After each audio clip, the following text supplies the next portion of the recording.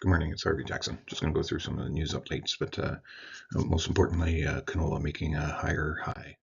Uh, so oil prices have been up a little bit here.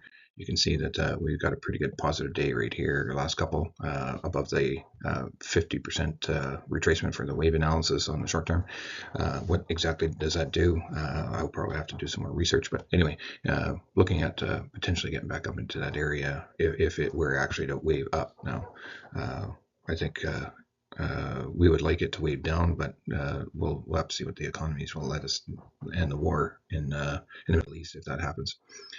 Soybeans and corn are gaining, and the wheat is not, basically. So, and that's not necessarily what we would like to see here. BRICS have a summit, and some of the key things that they're talking about is the grain exchange, and I think that is what we're seeing with the closing in of some of the direct sales, and that's what's maybe having the wheat market a little bit nervous, because then they don't see what those sales are actually, whether they're happening or not.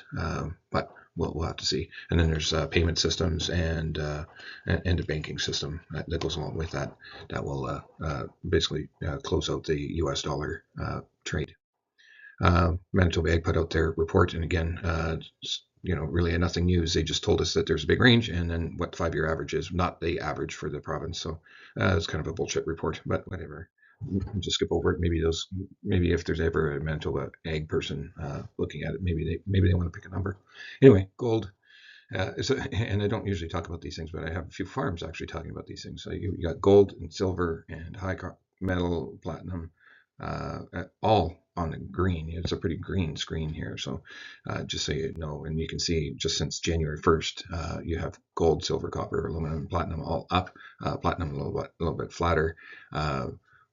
One of my former respected analysts, they would talk about copper as a leading indicator of world industrial strength, but gold and silver, obviously, gold is actually hitting all-time highs. Silver is not, but it's just something to pay attention to if you're going to be speculating or trading some of that metal. Canola is up again on the overnight, $6 to $9 depending on what month. Rapeseed up or just slightly down or unchanged depending on which month you're talking about, because a lot of the November contracts I'm starting to remove from the list here. Soybean oil up 3/4 of a penny. Palm oil up 122.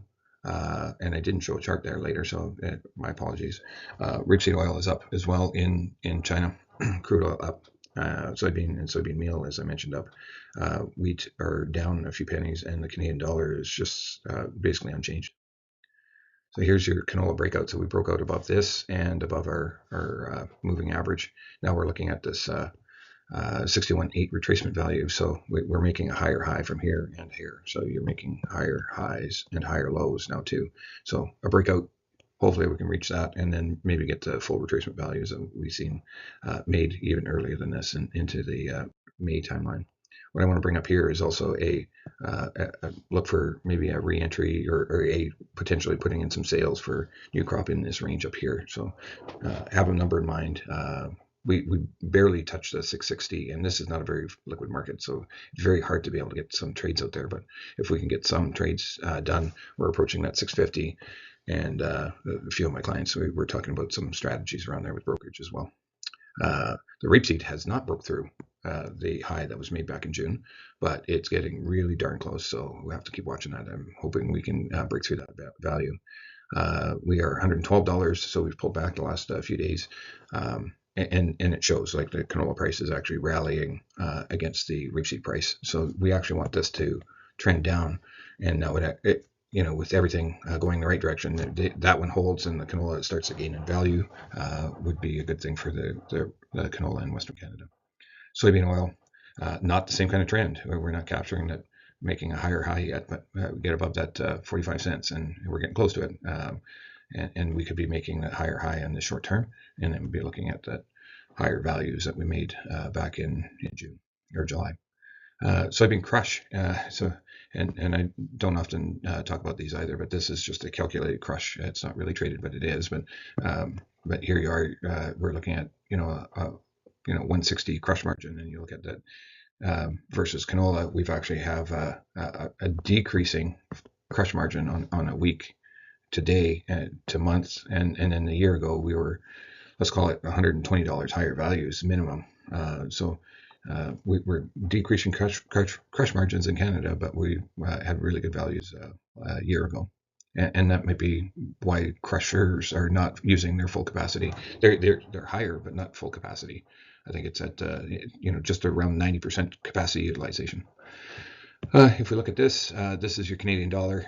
We got the news yesterday with a half point decrease, and the markets obviously already had priced that in, so you can see that. But the next news is December going to give us another half point decrease in interest rates, which would be substantial. I think the market will have to price that in, and it doesn't mean that we go another leg lower until that actually happens, because there's poor growth in Canada, of course. Wheat, I'm just showing a little longer term here of what the market has been doing. I usually focus in only on this kind of a timeline, but you look a little bit farther back, and wheat is not necessarily setting up the way we'd like it. So if you look at Chicago, we actually a year ago, July, we actually had a little pop, and then everything went down. There was no real fall rally last year, and we got a nice springtime rally, and then we're starting to try to recover here again. So if you look at Kansas, it did the exact same thing. Milling wheat did the exact same thing. And corn, it's a little bit flatter, if anything, all the way through. And then we had this drop with this big crop coming on, and we're still holding up pretty strong, all things